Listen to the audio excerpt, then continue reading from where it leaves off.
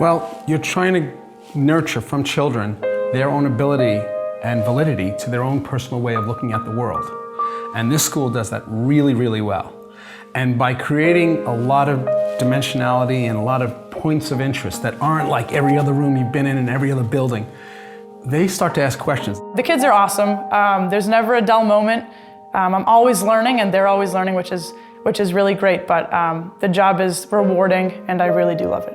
We wanted a building that had a lot of light in it. We wanted a building that had spaces to be together, but also a building that still feels cozy and warm and homey enough. We definitely didn't want a building that had the institutional look of like a big dormitory. I think natural light and brightness just changes a mood for anybody who's in it. And that's definitely true for our kids. When it's bright, you're kind of just brighter anyway. You're looking around more, you're engaging more. Good architecture is about space and light. You use the materials that your client can afford and you shape that space and light, you've got a winner.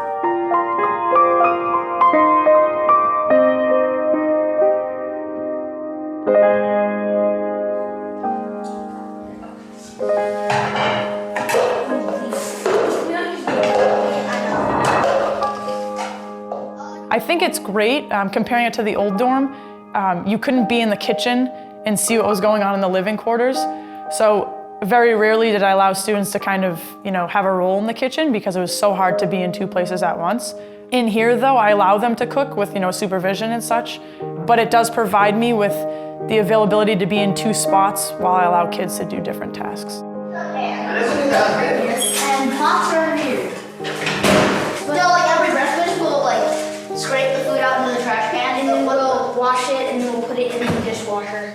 Yeah, we unload it, we load it, and we put it in. There's different stuff in here. There's little ice things. We have this type of thing called the pod because we have 3 people here and a quad for 4 people there. So this whole room right here is a pod. Because there's 3 people living down here and it's me, Steven, Daddy, and the bathroom. Up above here we have a skylight.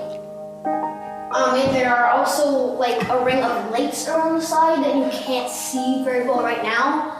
It also, say it's snowing or raining, right? Yeah. You can see what the weather is outside.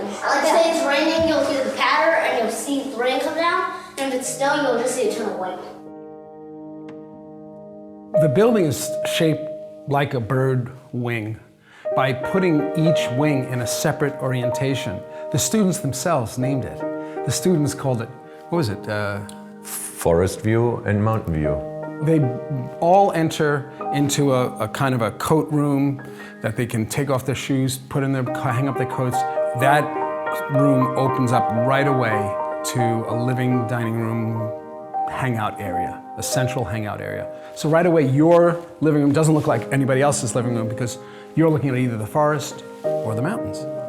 So you have an identity there.